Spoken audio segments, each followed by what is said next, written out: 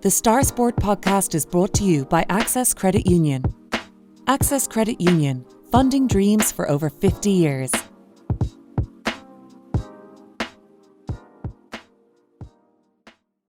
Close your eyes and pull like a dog.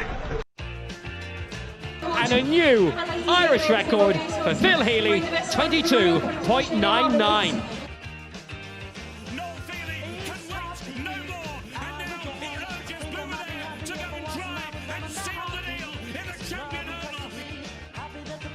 Christy Cooney hands over the Sam Maguire Cup to Graham Canty, Cork All-Ireland champions for the 7th time ever. Hello and welcome to the Star Sport podcast. My name is Dylan Mangan of the Southern Star and I'm joined in the studio today by Star Sport editor Saoirse McCarthy.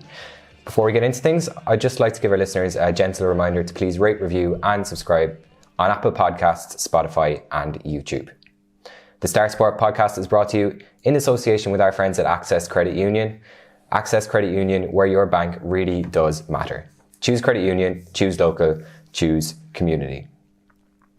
On this week's podcast, we'll be hearing from Corsie Rovers and Cork star Saoirse McCarthy, who's been chatting to Kieran ahead of this weekend's Division 1A final against Galway up in Croke Park. We'll hear from the All-Star and Cork's chances in that game and a lot more later on. But today we want to start with John Cleary's Cork footballers. And Kieran, not for the first time, Clare came up with the goods in the final moments to win what will have been a frustrating game for Cork fans. 26 years after Clare ambushed the Cork footballers in Cusack Park, that was 1997, when Martin Daly scored an injury time winning goal for Clare. Lightning struck twice. Well, lightning kind of struck twice because, okay, this was an injury time winner for Clare, albeit a point this time.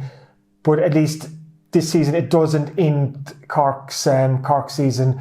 But what it does do, it just kind of shrouds the next couple of weeks in uncertainty, because right now we don't know whether Cork will be in the revamped Sam Maguire Cup, which is for the top 16 teams in the country, or will Cork find themselves in the Tailteann Cup and, with the greatest respect, battling it out with the game's minnows for in the second tier competition. So this was certainly a disappointing day at the office for Cork. They travelled up to Cusack Park high in confidence. It was only last month that Cork went up there and they beat Clare 3-10 to 1-8 after a really strong second half performance. And Cork have beaten Clare in the McGrath Cup as well this year. And this was a Clare team that was also relegated from Division 2. So there was a reason that Cork were favourites to advance to the Munster semi-final against Limerick. But on the day, Clare were the better team. They just wanted it more, and I think it's very disappointing, because we've spoken on the podcast a lot in the last couple of weeks and months about the progress that Cork have made this year, and that's progress that's relative to where they were last season. But this is just like it's a body blow. It's a punch in the gut again, and you just feel a bit deflated after it. Yeah, and we mentioned in the podcast in recent weeks as well. Like, obviously the results have been mixed in general, but like performances in general have been quite good, and then this is a result and a performance that Cork would be disappointed with, rather than just a result that they're disappointed with. That's it, yeah, because let's say take Shawnee Powter and Matty Taylor as an example. I think the two lads have 6 goals between them from the league, and Powter has 4 of those goals. But Clare were so good in tying up Powter and Taylor the last day, so they took away 2 of Cork's main threats, and you're looking for a plan B for the Cork team, and it just wasn't there.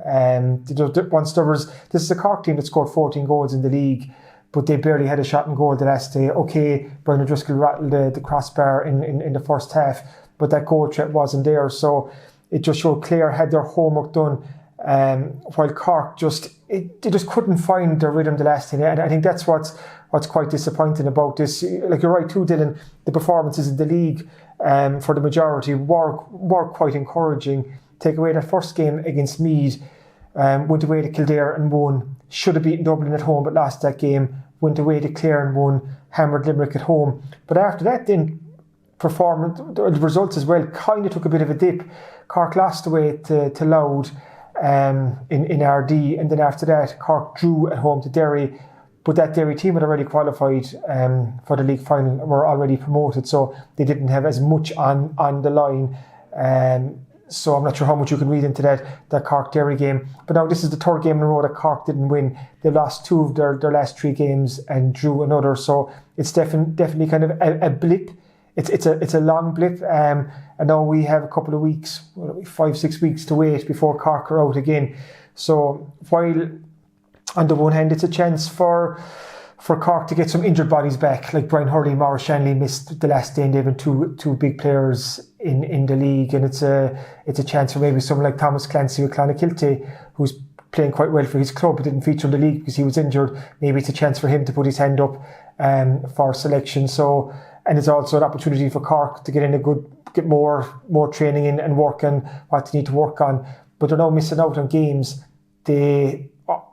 I presumed and I predicted that Cork are going to be Clare, and then I was looking ahead to the Limerick semi-final, so Cork are going to win that too and get through to Munster final against Kerry, where you could really gauge where this Cork team is at compared to the All-Ireland champions. But now Cork will have no games for the next 5 or 6 weeks while they're waiting to see where they end up. So just uncertain times, and it doesn't unravel all the progress that Cork have made this year, but it kind of stops them in their tracks a small bit, and it's almost a reality check to say, okay, there was progress in the league compared to last year, but Cork are still a good bit off the top teams. I guess the difficulty with that, like 5 or 6 weeks gap as well, is like normally after a bad result you want to get straight out there and put things right, and now you kind of have 5 or 6 weeks where in training and in conversations with people you'll be thinking about the fact that Clare game didn't go your way, and I'd say the players be itching to get it back out there, will they? I'd say they'd love a game this weekend just to right the wrongs of what happened in Innis, but as well as having to wait now for their next game, they just won't know. Cork won't know what competition they're going to be in. Will it be the Sam Maguire Cup or will it be the Taunton Cup, until the other provincial championships start to move towards the business end.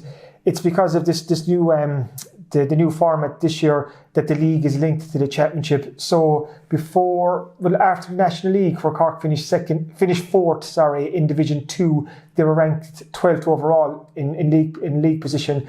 So most people felt that's good enough for Cork to get through to the Sam Maguire Cup, because you'll have the top 16 teams in there, including Westmeath, who won the Taunton Cup last year.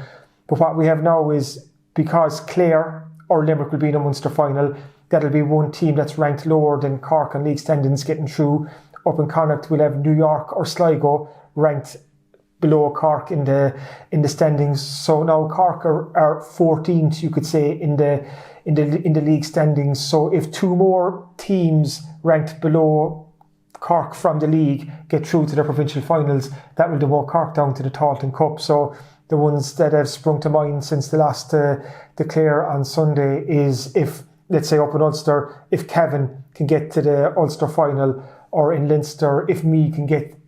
You'd want Cavan to get to the Ulster final and Meath to get to the Leinster final. If those 2 scenarios happen, that's going to knock Cork down into the Taunton Cup. So we'll all be hoping that Cavan, Meath, Kildare, that they'll all unravel over the next couple of weeks, and that'll be enough to get Cork into the Sam Maguire. And if Cork do get into the Sam Maguire, off the basis of where they are now, they'll be 4th seeds, compared to if they got to the Munster final, they'd have been 2nd seeds. So you can see that there is damage, and there will be a fallout after this loss. Yeah, I think Cavan are playing Armagh, so you would presume Armagh will get the best of them in that game. But we presumed Cork would beat Clare, we're here. That's exactly it. So we just have to see how the next few weeks unfold. Hopefully, in touch wood, that Cork will get through to the Sam Maguire, because that's where they need to be, playing against the really good teams. And it'll be a chance for Cork to make up or make amends for the performance that they put in the last day, because they know themselves it just wasn't good enough. There was plenty of action. We'll just move on now to the club game, Kieran, and over the Easter weekend. I'll just read out some of the results in the football leagues across divisions. In Division 1, Valley Rovers lost to Arrow 12 points to 2-8. Castlehaven beat Kishkeen 2-13 to 3-9. There was Kilnamarcha 1-15, St Finbarrs 1-11.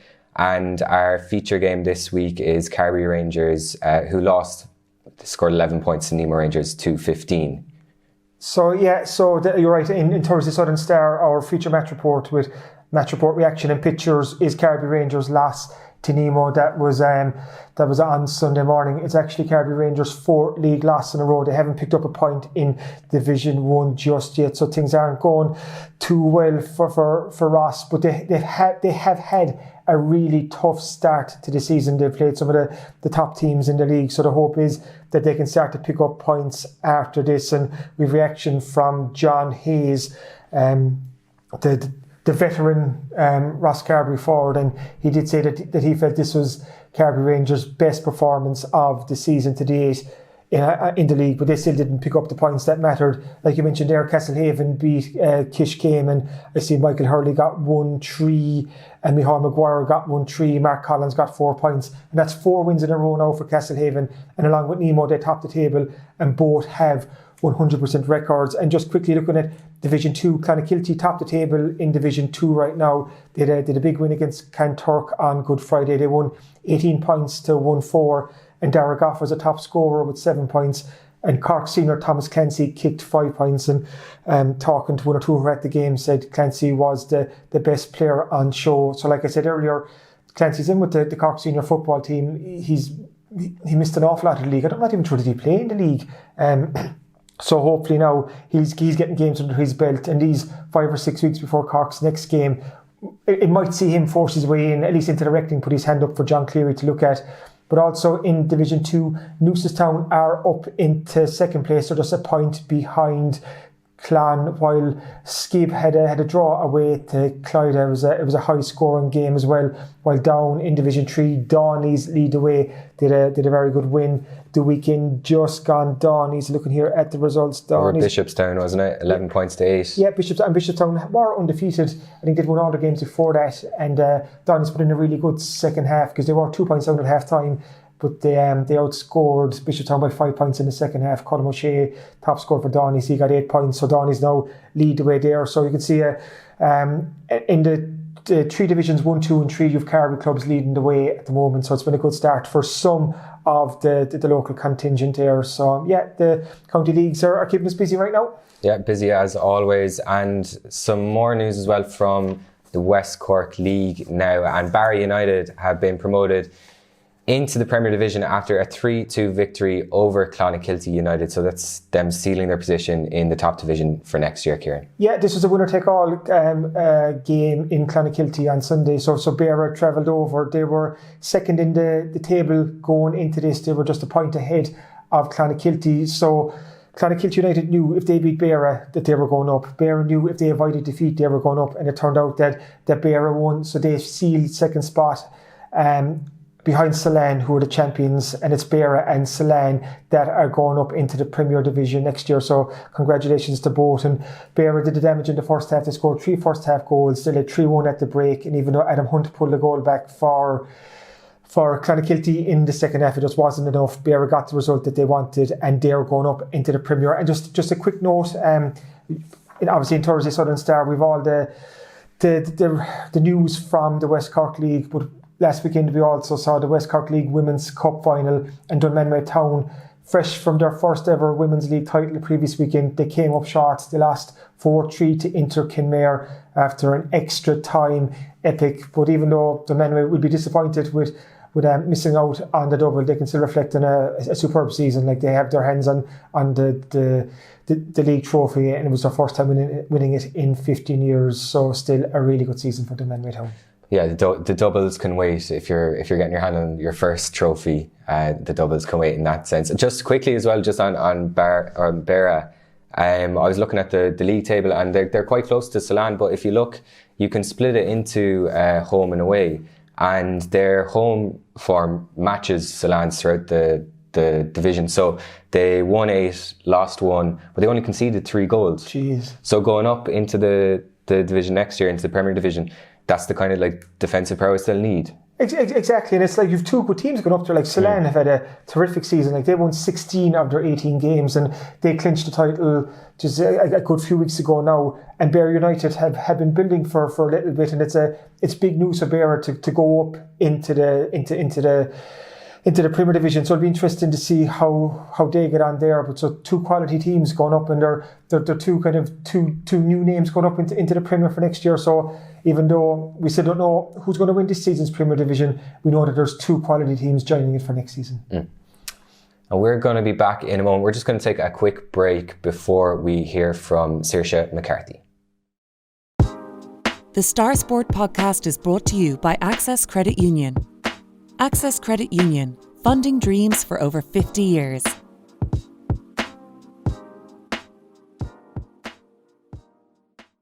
It's another trip to Croke Park this weekend for Cork's Camogie team ahead of their very Camogie League Division 1A final against Galway.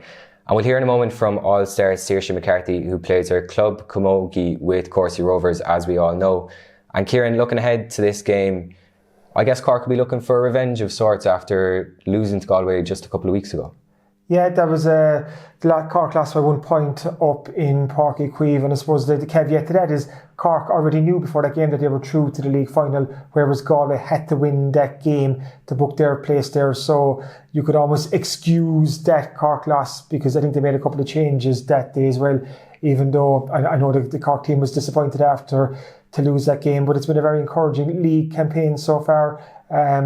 Even up to that game, like Cork had won 4 from 4. They had a really good win away to Kilkenny, did a tight win away to Tipperary, and they beat Dublin and Clare pretty convincingly in the opening rounds of the league. So for Matthew Toomey and his management team, I think they just wanted to build a deeper, stronger panel for the championship, because that's the competition that counts. And over the last 2 years, Cork have lost the All-Ireland final. They lost to Kilkenny last year and they lost to Galway the year before. So Cork have an unwanted habit of the moment of coming up short in finals, because go back to last year's league final, Cork lost to Galway as well. So they've lost their last 3 national finals, 2 in the championship and 1 in the league. So I think it's quite important for this Cork team to get their hands on some silverware. They're building nicely for the championship. They've been thereabouts the last couple of years. Galway and Kilkenny have passed Cork out, but Cork want to get back to the top of the perch, and I think they could take a step forward by getting, like I said, getting their hands on silverware on Sunday afternoon in Croke Park. It's not going to be easy, because this Galway team has won All-Irelands, they've won league titles in the last couple of years, and they know what it's like to win the big prizes, whereas this Cork team haven't. That's why it's so important that Cork do, because I think it's just important in the development and progression of this Cork team. Absolutely. So we'll hear from Saoirse McCarthy now. I'm going to start this chat, Saoirse, by actually going back to the end of last year when you won an All-Star award. You joined a very exclusive club by winning a Camogie All-Star. What was it like for you to get that personal recognition? So it was great. Like it's always a sign that you're going in the right direction when you're winning them kind of things. So I suppose it would have been a lot nicer if we had won the All-Ireland, and it's more of a celebration that way. And you could see the difference in the Kilkenny girls, and they were, really, really delighted. Obviously it's great for my family and things like that. Like, they were dead proud, and hopefully it's something in the future I look back on and be like, geez, that was an achievement, You joined a very exclusive courses club there. Rachel Maloney has a couple of All-Stars to her name, but you're there now standing beside her with your All-Star award. But even for the club, it must have been a very special occasion. Oh yeah, definitely. Like, everyone wishing you well and congratulating you. And up there in the night, Rachel was actually there because her sister Aisling got a soaring star, so half the parish were up there. So it was really special. Because this has been a great couple of years for courses. Go back to 2020, you won your first ever county senior Camogie title. Yourself and Fiona Keating are doing great things with the Cork senior team. Like you said there, Aisling Maloney won a soaring All-Star soaring award last year for the Cork Intermediate. So these are good times for courses Camogie. Yeah, like winning the county there in 2020 was like a dream come true for the club. Really, like, it was the end result of a lot of hard work through the years, and that was the first county title the club had won, and it was really special. And I think everything after that, all the awards and all the success that we're bringing to the club is only down to the hard work that has gone in when we were younger and things like that. So, like, the club is going very well, and especially underage, like, there's a savage work going in. How important, of course, it's been to your own story? Like I said, that you're at the top level now, looking forward to a league final. You've played in All Ireland finals. You have an All Star, but like you started with courses, and so who are some of the characters and some of the inspirations that you've looked up to over the years? Geez, if I didn't mention Sarah H, I'd be shocked. But no, like that now. There's girls there that were holding our hands the whole way up. Like Sarah was, I think, under 16. She was our coach, and we won the under 16 B county back then. And like they're the kind of memories that you make when you're younger with the girls that you grew up with. So it's great. Like, to be fair, and Sarah, like, everything she said, I literally took it as gospel. Like, my mother used to kill me, like, if I mentioned Sarah Hayes in the house again, like, I wasn't allowed. Like, so, you know, I think having role models like that within the club, really giving you, like, she was a Cork senior, she played all that and kind of told me exactly what to expect and what I had to do to actually be successful. So I think people like that in the club, like Mike Boland, he was my Cork trainer under 16 as well. And then he came and coached the senior team when we won the county. He was there for 4 years, I think, maybe longer. Genie, I don't know, but he was a massive, I suppose, shaping me as a player. Would we expect so? Of course, his exodus to Croke Park on Sunday for the league final against Galway? You'll have a big support up there yourself and Fiona. Hope so. We'll have to make a few calls and see who's going. But yeah, look, they're always great to go to matches, and they always come out into the pitch afterwards. And so it's great to see the faces like that you see around the village, and you're saying hi, and they're kind of looking at you like, that's only Saoirse, will you show me Aisling Thompson? I'm like, okay, come on. You know, like, they're sick of seeing us, but you know, it's great to see like the people going up to Dublin now and supporting us. It's fab. Switching so to this year's league campaign for Cork, it's been so encouraging so far. Looking at the results, the big wins against Dublin and Clare, then 2 good away wins against Tip and Kilkenny that qualified G for the league final before that final game against Galway. So how would you evaluate your campaign so far, Saoirse? I suppose, like, we got what we wanted out of it. Like, we're in a final, so it has to be successful that way. I think we weren't really looking, we didn't really achieve, like, set out to get into a final, but like, that's what we did last year. So I suppose we haven't done any worse, you know. Yeah, look, we're only looking for performances. We go out every day and we're focusing on ourselves rather than like everyone else. I think everyone's just trying to get themselves right now in the league, and then come championship we'll see the real game. Is the hope, I suppose, if looking over the last couple of years, Cork have just come up short in finals, whether it's the last 2 All-Ireland finals or last year's league final to Galway. So is this league final against Galway the chance for Cork to make a statement, to get some silverware to show for your efforts? Oh, like, you always want to win when you go to Croke Park, and you always want to win a final, obviously. But I think, like, the league, we don't hang our hat on the league either. Like if we don't come away with the trophy on Sunday week, we're not going to be like devastated, you know. Like, there's no All Ireland's won in April, so I think we'll go out and we'll try and do our best and put out a performance and stick to our principles and stuff like that. But yeah, wouldn't be hanging your hat on it, no. And if we're looking at the league, I know Matthew Toomey, the manager, spoken before about building that strength and depth. To see the likes of Orla Cahalan come up with a minor and be so effective at senior level straight away, and we've other players as well. And then obviously there was the injured players, the likes of Aisling Thompson and the Mackeys, and Orla Cronin is coming back in now. But it seems to be a really strong squad there at the moment, Saoirse. Yeah, and I think I think there's over 30 girls after being used in the league so far. I think there is great strength and depth in the squad that you can, like, if girls inevitably do get injured, it's sport, they're the joys of it, but we have girls in there that can fill the boots. So I think it's great to have that kind of depth in the squad. Maybe something that we lacked in previous years. Yeah. Have you found your role has even changed, like, over the last couple of years? Like, you're still so young, but like I said earlier, you have that all-star beside you. Like, you're an all-star defender. You played in All-Ireland finals, you played in league finals, and you have these young players coming into the squad now. So has your role changed? Like, you're even already showing the younger players what's needed at this level? Yeah, do you know, I think we do have, Yeah, I'm still there. on my alarm went off. I think the younger players stepping up is great. Like, you know, it doesn't matter how old you are, you're good enough, you'll play. And I think like our squad are very welcoming for young girls, if like, especially if they're showing talent and showing desire to play. So like, I think we're all very welcoming as a squad.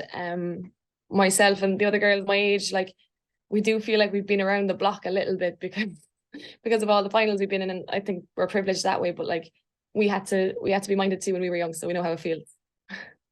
When you're looking forward again to playing in Croke Park, how important is that again for even the younger players on the Cork team to get that experience of playing in Croke Park? Because the hope is that Cork will be back there for the latter stages of the championship in a couple of months' time. So to get that experience under their belts of the dressing rooms, the pitch, the warm up, the environment, it's probably an important part of their development as well. Oh, 100%. And even traveling like the day of it, like it's probably an early start and you're getting the train, and they're just different. They're different things that you have to go through when you're going to Croke Park, and like the structure of the day is different. The food after is different.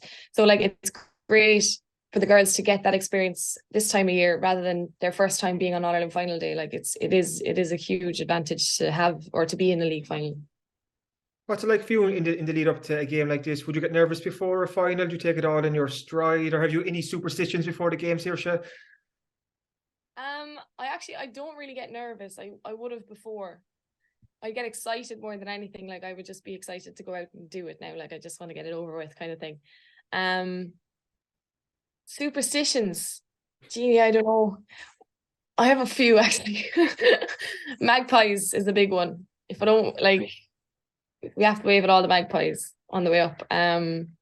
Like myself and Fiona have this thing that if we ever knock down a magpie in the car, we have to turn around and go home. There's no point. Myself and Molly Lynch have this thing that we do in the dressing room. That she has like this foam roller thing, and she has to foam roll my shoulders because one time we didn't do it and we lost, and that's it. I don't do much else, to be fair. We'll have to make sure that Molly foam rolls your shoulders so on Sunday against. It doesn't even do anything. Like it's just habit.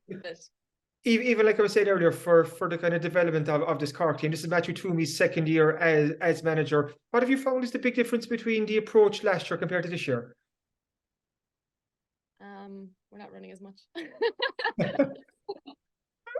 No, I'm only joking. We're fine a bit. Don't worry.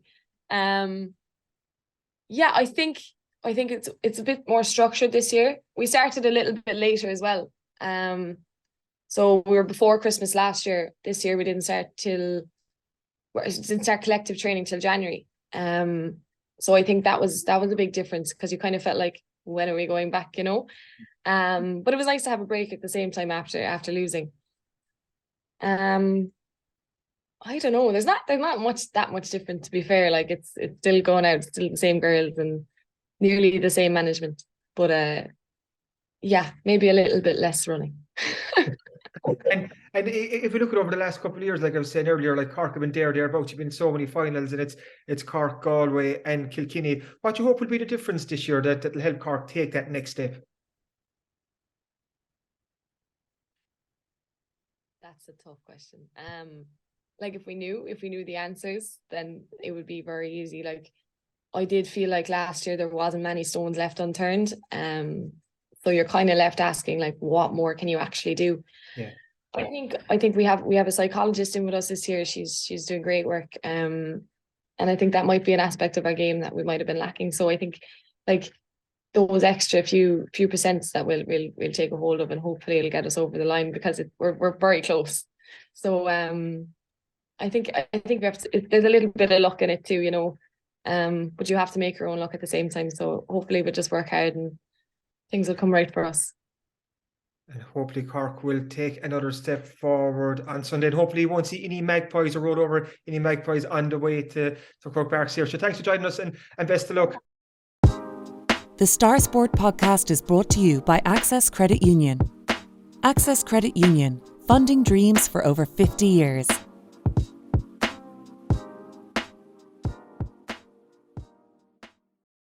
Welcome back to the Star Sport podcast, and now is the time of the week here in where we take a look at what's going to be in this week's Southern Star Sport. Starting off, obviously the Cork-Clare game, that's going to take centre stage in obviously not great reading for Cork fans, but it still has to be covered. So Hawley O'Sullivan's column on the Cork-Clare game, he's looking at the kind of the tactical side of the game, where he feels Cork got it wrong with the Cork kick out, how Clare got it right with their matchups. So I think there's good reading in that. There's also my own thoughts on the game and what this means for the Cork team, and how I suppose the last couple of years, or the last decade or so, one of the unwanted traits of Cork football has been their inconsistency. And early on in this league campaign, it looked like Cork were getting at last a bit of consistency. With the last couple of games, it's just been a bit inconsistent again. So just looking at that relationship, how that inconsistency is feeding into results and performances like we saw on Sunday up in Innis. Also, lots of other quality reading in there this week. I have an interview with Niamh Cotter. She's a young Bandon teenager who recently made her senior debut for Cork City. Niamh is a transition year student in Colossian Interpreter over in Bandon. She was going on a transition year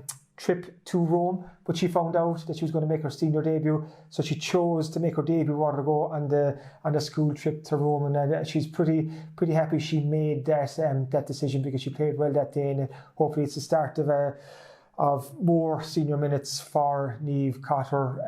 Looking at motorsport for a second, it's the Moonraker Rally in Ballyvourney this weekend, so Martin Walsh is looking ahead to that. We have a full and comprehensive roundup from the county league, including, like we said earlier, Ross Carbery and Nemo Rangers as our feature game. We also have the start of the ladies football county league. Clonakilty lost to Glenmire last weekend, but we've a report and reaction from that game, including the thoughts of their new manager Denny Inright and what he's hoping to get out of the county league. Obviously, we have a big preview of the very Camogie League Division 1A final, Cork and Galway, with interviews of both Saoirse McCarthy and Matthew Toomey. So there's an awful lot of reading in there, and the perfect way to catch up on what happened in West Cork sport after Bank Holiday weekend, because people are just coming out of their chocolate comas now, aren't they? The Easter eggs have been put to one side. Well, the wrappers have been thrown in the bin. People are feeling regret after eating 4 or 5 Easter eggs, after overindulging in themselves. And if they've missed out on what happened in West Cork sport, pick up Thursday's Southern Star and we will bring you right back up to date. Yeah, all that will be available in shops across West Cork from Thursday morning. And just on the Easter egg thing, I'm actually still in my coma. I'm refusing to leave. I saw some Easter eggs down the hall there in Southern Star offices here, so I might nab a few on my way home just to keep me going. Just let readers know, like in the main hall here in the Southern Star, every year the MD gets Easter eggs for all the staff. But this year they're smaller Easter eggs, but there was 2 for each staff member. But there's 10 Easter eggs left on the table in the hall, and I think we're all passing them. But I think as the day goes on, we get closer to the deadline, and people need that energy boost, you'll see Easter eggs start to go missing. So if you're from the Southern Star, if you're one of the staff members, you listen to this podcast and you haven't picked up your Easter eggs, tough luck. They'll probably be gone by the time you hear this podcast. Yeah. As always as well, if you're further afield or you can't make it to the shops, you can subscribe to the Southern Star e-paper and you'll get all that sport and more from the main section of the paper on your laptop, tablet or phone. Just go to subscribe.southernstar.ie, enter your details and you'll get an exact replica of the newspaper for less than €2 per week. And as always, thanks for listening to the Star Sport podcast, and thanks again to our sponsors at Access Credit Union. If you've enjoyed this, please remember to rate, review and subscribe to the podcast wherever you get yours, and thanks for listening.